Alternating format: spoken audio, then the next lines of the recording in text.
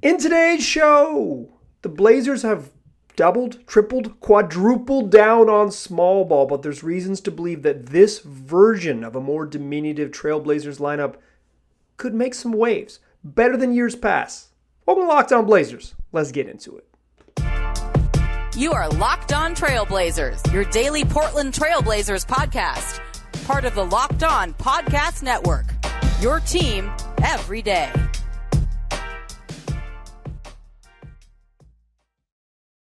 What up, world? It's your past first point guard and Trailblazers reporter Mike Richmond, and you are listening to another episode of Locked On Blazers, part of the Locked On Podcast Network, available wherever you get podcasts and also on YouTube. Thanks for making this show your first listen every single day. Free on all platforms, 5 days a week. So start your day, listen to Locked On Blazers, make it your very first listen, and then tell your friends to do the same. In today's show, we're going to talk about the Blazers playing small, but this time it's different. I don't know if it's different, but I think this time there is some more intentionality and there's more reason to believe that the small looks could be potent in a way in the past where the small looks were just small. Let's get into why I think so. The first reason why is just the scheme and the personnel. Personnel is always going to be number one in the league, right? Like, you can only do what the dudes on the court are capable of. Like, you can try some different things, but you're not going to be capable of it. The Portland's going to play minutes with Damian Lillard and Anthony Simons, like a lot of minutes. Even if I know some of you big brains out there are saying, just bring Anthony Simons off the bench. All well and good. Doesn't actually solve the problem. Those dudes are going to have to play, and they're going to have to play the end of games. Regardless, like, even if you figure out how to solve the first 40 minutes of every night, the last 6-7 minutes crunch time, you got to get your two best offensive players on the floor. That's just how this is going to work. You're going to play minutes and a big chunk of minutes with two guys who have been negative defenders. Dame has been pretty bad to very bad, and Ant has basically never been anything other than very bad at it. Ant can get better. He's 22 years old. He's got a long career in front of him, and he's got some athletic gifts and some size to be better at it. He hasn't been yet, and instead of debating like where he can get better, that's for another show in the future. Let's just say this. Let's just assume that Ant is a below average defender for the purposes of what we're talking about today, and let's assume Dame is the same thing. Their sort of growth on that end, like Dame's 32, kind of Tigers, stripes, whatever it might be. But like, for the purposes of today's show, let's assume that you are going to play big minutes with negative defenders, with minus defenders on the court. So much of the decisions you're making are how to mitigate that and how to get better defensive players on the court. And in the past, the Blazers have, they've made efforts to put better defensive players on the court, but it hasn't always, in the post-Al-Farouq Aminu Harkless days, they've kind of been searching for other defenders to kind of fill those forward spots, fill those other spots, and it hasn't, and they haven't found it. Gary Trent Jr. is not a defender. Norman Powell's not a defender. When Ant was the backup, he's not a defender. Like, they never really had it. The personnel is better now. And truly, the biggest problem for the Blazers in the past has been point of attack defense. Jusuf Nurkic in the middle, good, rim deterrent, keeps people out of the paint. Big dude, knows where to stand, has good hands. Is not super fast in space and not an elite vertical shot blocker, but a big guy who keeps people away from the rim. Pretty consistently, the Blazers have been an average to above average team with Nurk on the floor, but the when it's gone south for him, it's point of attack defense. It's just not keeping, it's like basic stuff, not keeping the ball in front of you when someone drives to the rim.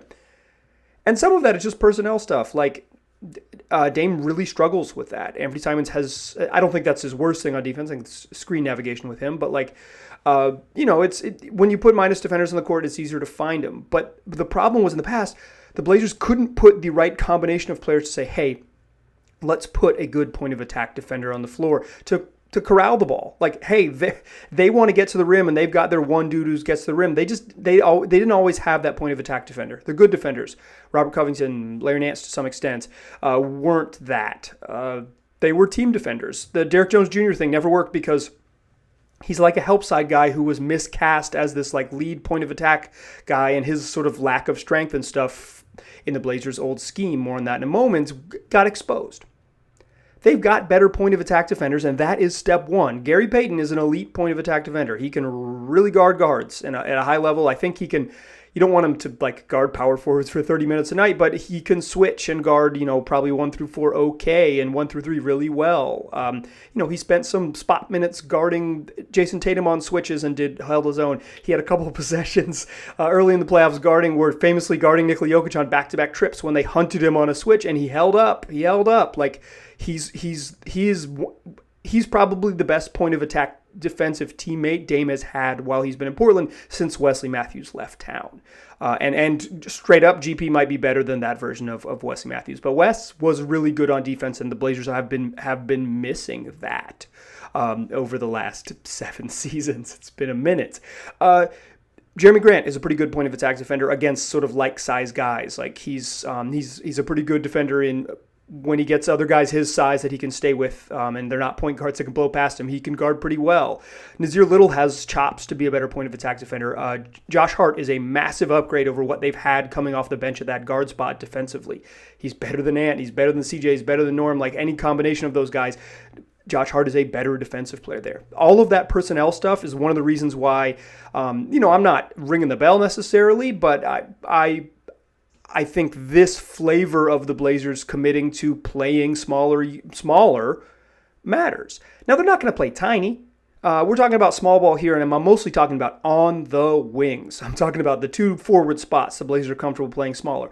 Nurk's going to play 28 minutes a night, so they're going to play with a giant person there for more than half the game.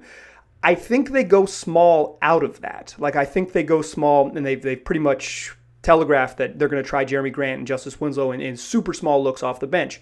They have Drew Eubanks, who I think is like a competent backup center for in a small minute role. I like him, but we're talking about, when I'm talking about small, I want to be clear here. I probably should have not put this 7 minutes into the podcast, but I'm talking about on the wings. If you say that Dame and Ant are almost certainly in the game, it's like who plays 3, who plays 4, who are those spots? And the Blazers are comfortable going a little bit smaller at those spots because they think GP can guard up.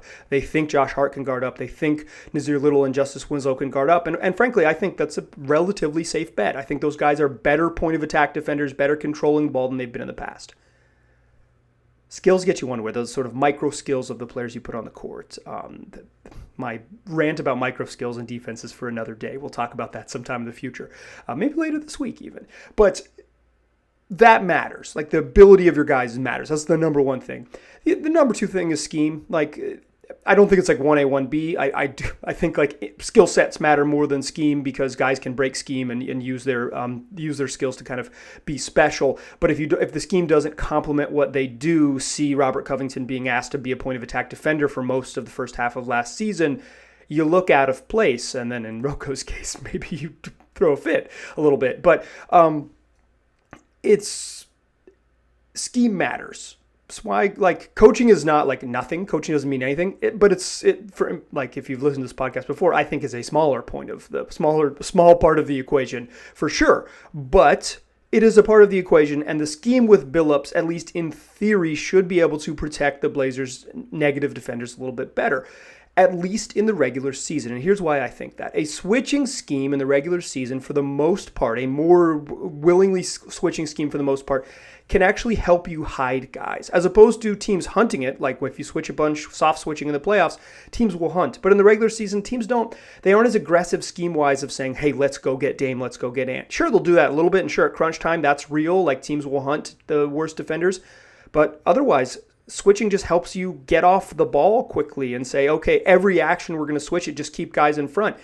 The keeping guys in front is in some ways, like if you're just passing off and not asked to guard like a bunch of seconds in isolation, it allows lesser defenders to kind of hold their own for a moment. Plus, Chauncey Billups' scheme is predicated on aggressive help. They load up and help each other. In the previous coaching staff's scheme, the whole idea, like the whole point of the defense, was to not get caught in rotations, was to not help. So guys who were lesser defenders could get caught in spots where, like, specifically their teammates were not going to show help because that's the scheme. Like, they weren't going to load up.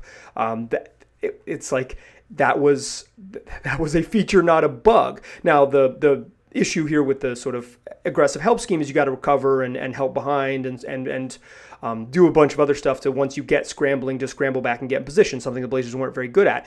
But better point of attack defense can help you avoid the scramble, and a more aggressive help defense can help you cover for lesser defenders. The scheme will help, in theory, at least from the way I see it, help hide a little bit of their negative defenders and help hopefully complement their better ones, because they have better ones on the roster than they've had in the past.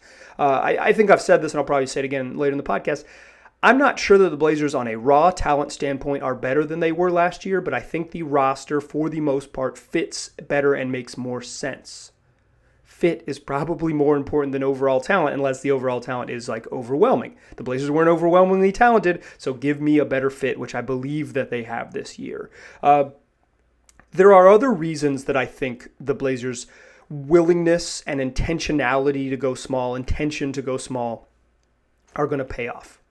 One of them is on the glass, where the Blazers, when they've struggled, it's been a real problem for them. And when they've been a competent defensive rebounding team, it has mostly led to competent defense. Let's talk about that in the second segment, because the glass, the Blazers have some sneaky stars. Let's talk about those sneaky stars. But first, let me tell you about Built Bar, best tasting protein bar that there is. If you haven't tried the Built Bar Puffs, you're missing out. It is a chocolatey, marshmallowy experience, and now they got a new flavor, the cookie dough puff, with real pieces of cookie dough on top of a marshmallow bar covered in chocolate. It's a treat, a true treat.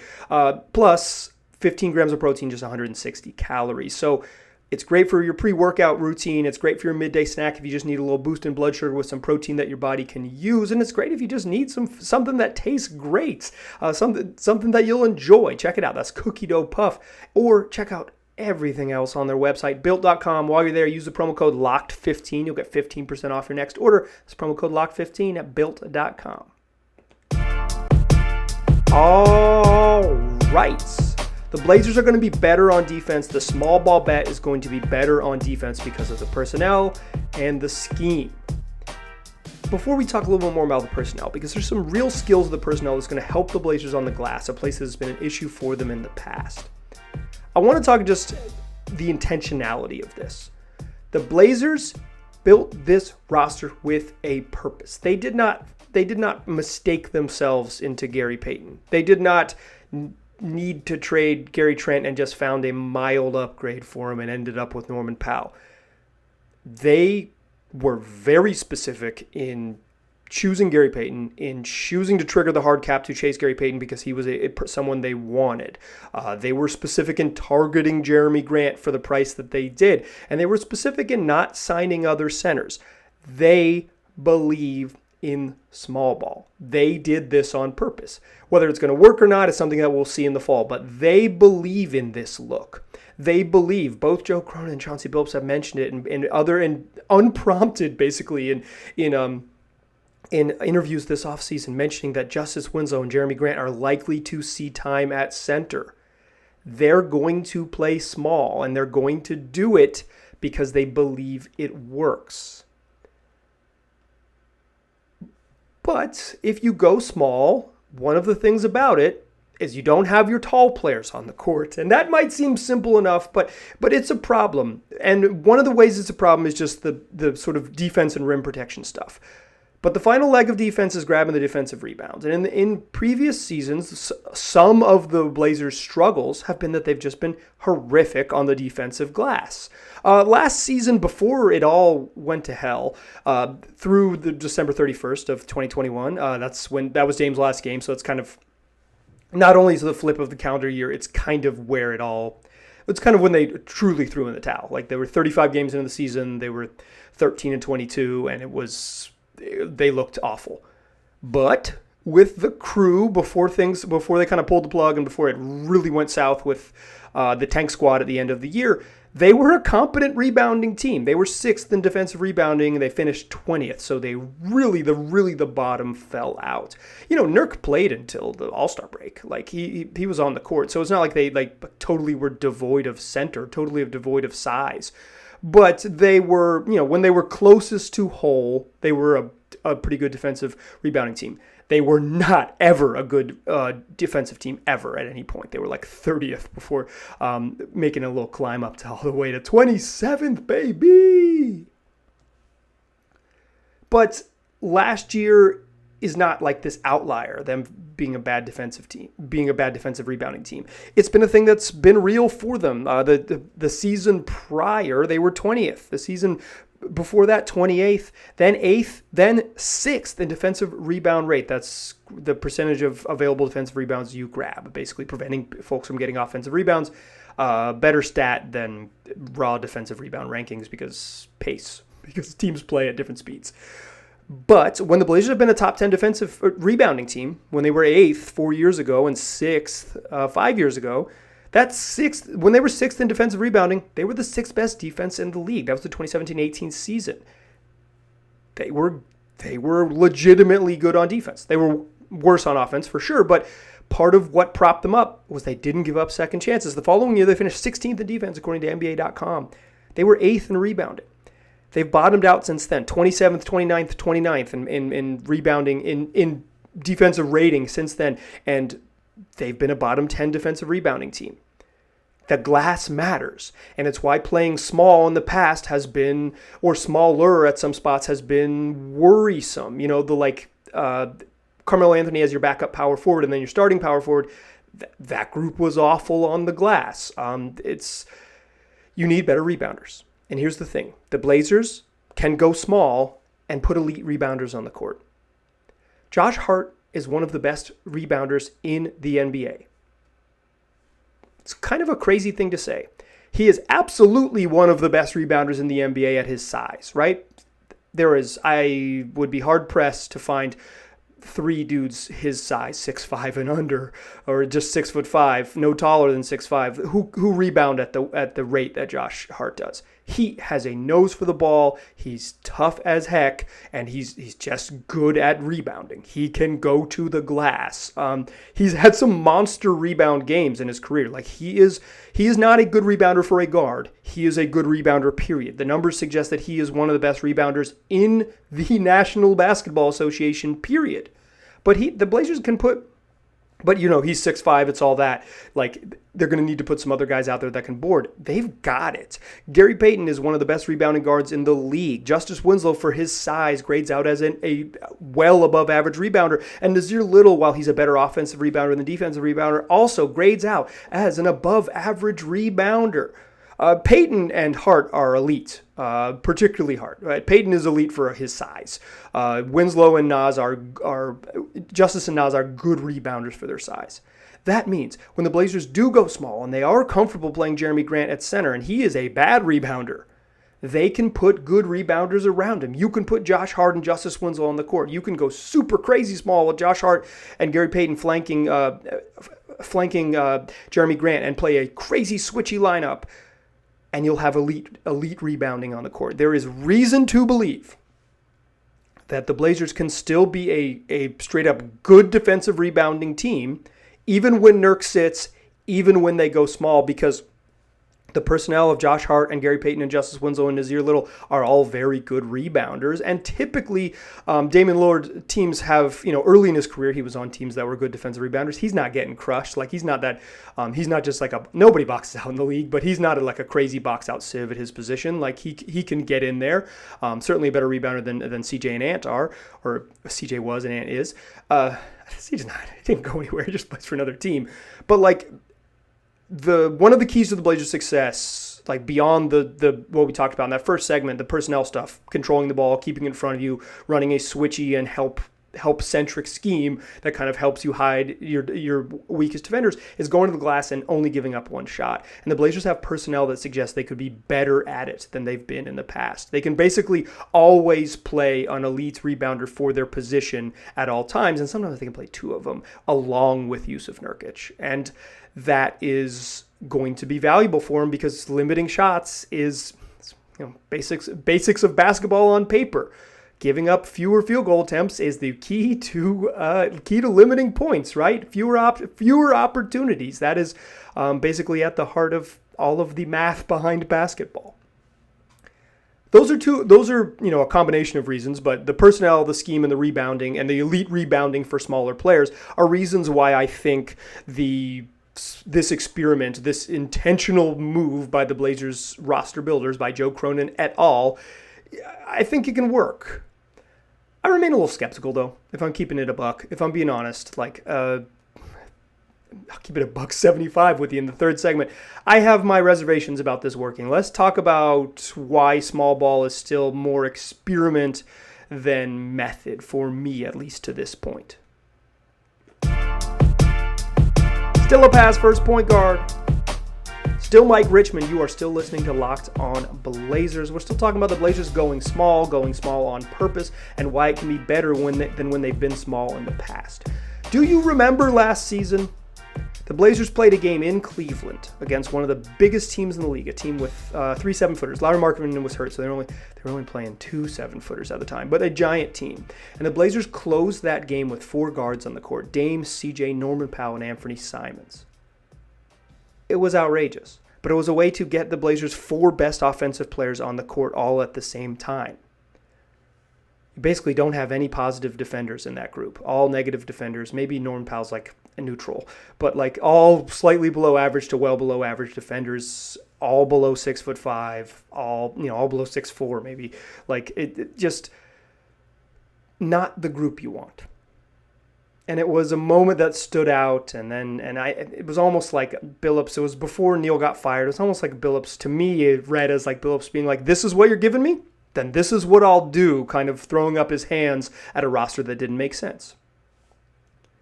Then they head into this offseason, knowing that there was a point where they had to play all these dudes, all these small dudes, and it was like kind of driving the coach crazy, and they didn't want to do that, and they talked about getting longer. They didn't get longer, but they got better on defense. They're better on the glass. Strength is probably the most underrated part of defense. Like people are obsessed with length, but if you look at like the 2018 Rockets, like one of their tricks was that they switched a bunch and all of their dudes were strong. The Blazers are stronger. Josh Hart's a dog. Same with Winslow. Same with GP. Like these are undersized dudes who are strong as heck. That's one of the sort of the tricks of playing a little bit smaller. All of it seems to be better than it's been in the past. This is a better flavor than what the Blazers were rolling with in the past. This is like I said, I don't think it's a raw talent upgrade, but I think it's a fit upgrade. And yet, if I'm being completely honest with you, and I try to do so here when I'm talking to this microphone, I'm skeptical of it working. I don't love the roster. I see the vision. So much of what I do on here and what it's like make a lot of Blazers related content here in my beautiful basement is I try to think about the counters to what I believe. Why am I wrong? Why am I incorrect? Why is my line of thinking sort of not right? Why doesn't it line up with what people who are just straight up way smarter than me about basketball think? I see what the Blazers are doing. I get it. And I think I tried to lay it out here in the first couple segments of like, this is the logic.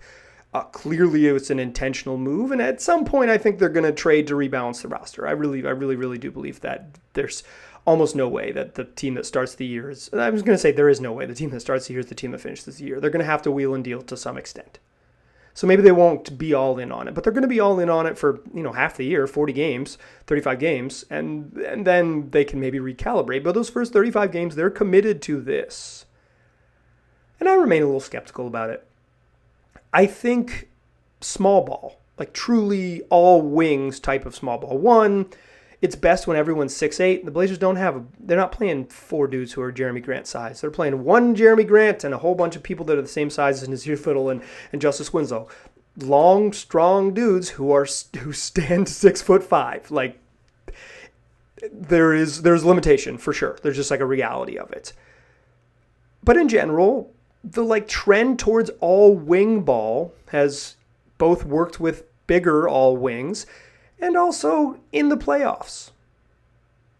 Not every team goes small during the regular season. And moreover, why it works in the playoffs is because you can exploit big centers who can't guard in space, because you can play Damian Lillard 40 minutes, and if Steven Adams can't guard him, you're gonna embarrass that dude for the whole time. And so, the difference in Dame playing 34 minutes and 41 minutes is maybe the difference in the game, because it's 7 minutes when a good player you can leave in to grab boards and be disruptive isn't getting abused by the best offensive player in the team. It's just the reality of the regular season that your dudes, your best players, play a little bit less, and so there's less guys who are walking mismatches on the court. More teams can get away with playing centers, and being big is like a tried and true method to be a little bit better on defense because big people standing in between you and the rim is harder to score on. More teams start big and go small off the bench, but still a majority of teams have a way to stay big on the bench. Some teams even will lean into it more aggressively this year than we've seen. The Nuggets are trying to stay big. They signed DeAndre Jordan. Obviously, the T-Wolves are going to stay big. Pretty much no matter what the Lakers do, they're going to be a very big team. The Clippers are the exception, right? Like they're the team that's like proving it the other way. But the Mavs are relatively big. I think the New Orleans Pelicans. I'm looking at my list here and can't read the word NOLA on my sheet. I think New Orleans Pelicans have, they have size if they keep JV in the game, and they've got some backup centers to stay big if they want to with Jackson Hayes. In fact, they played gigantic down the stretch. That was part of their plan. They're a really big team, just like wing wise, but they can go with multiple centers or always keep a center type on the floor. Teams stay big in the league. Even if this works with the Blazers, they're going to be playing with a height disadvantage on most nights. I will never forget the moments in the media room last year when there was a game against the Raptors, and before the game, I asked Chauncey Billups about the challenge of going up against the Raptors, who are centerless and so big and so challenging on the wing, and he said, "We give up size every night," in the most exasperated, "I hate this roster" type of answer you could have. And they're not bigger. They're different and better, but they're not like truly bigger. I think there is reason to believe that this is a better version, but I remain skeptical. I really do.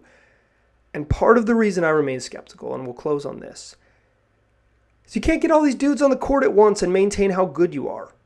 You have to play Dame and Ant at the end of games. So you're choosing between GP and Josh Hart probably. You're choosing between one of the two. And you probably choose Josh Hart on most nights because he's better.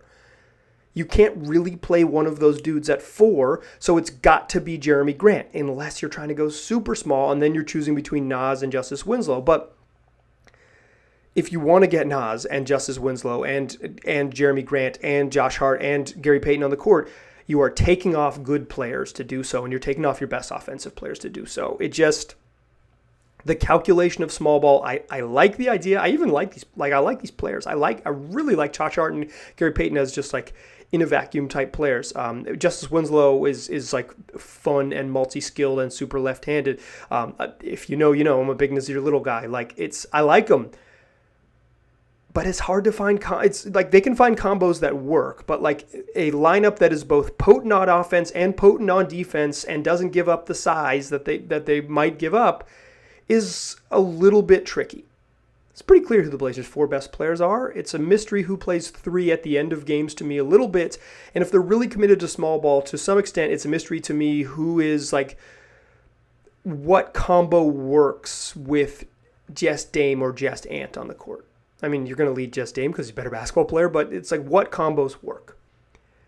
And I'm a little bit skeptical that when teams do scale up and the Blazers are forced to play big, that they don't have an option to get really big.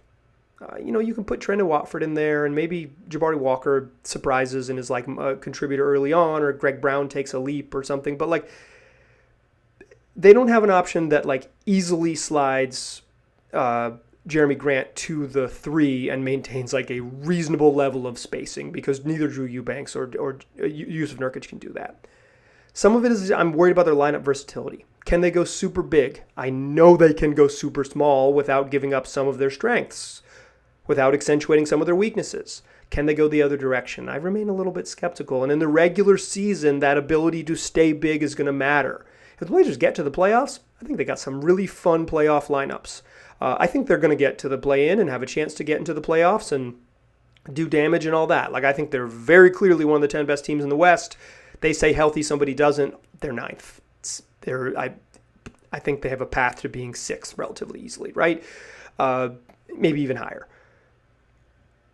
But it's a long path with a thin margin for error. I bet that I would be willing to wager that there's like 5 games or less that separate 5th and 10th in the Western Conference. It's going to be tight.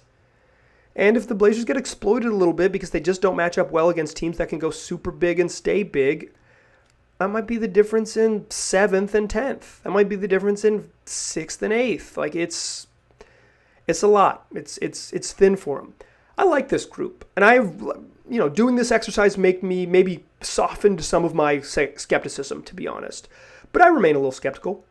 I remain maybe intrigued. I would say I'm more intrigued after taking these notes, doing a little bit of research and looking into this than I was before. I'm more intrigued now than I was before this episode, and I hope you are too. And I hope you come back for another episode in the future. We're going to do a mailbag later this week. We're going to look at some growth of some other players on the roster. 5 days a week, available wherever you get podcasts. Make it your first listen every single day, and then make your second listen Locked On NBA. Get abreast of what the heck is even happening with Kevin Durant and all of those rumors and everything else happening across the league. It is a whole bunch of fun. Make sure you tune into that one. Come back for tomorrow's show. I appreciate you listening. I'll talk to you soon.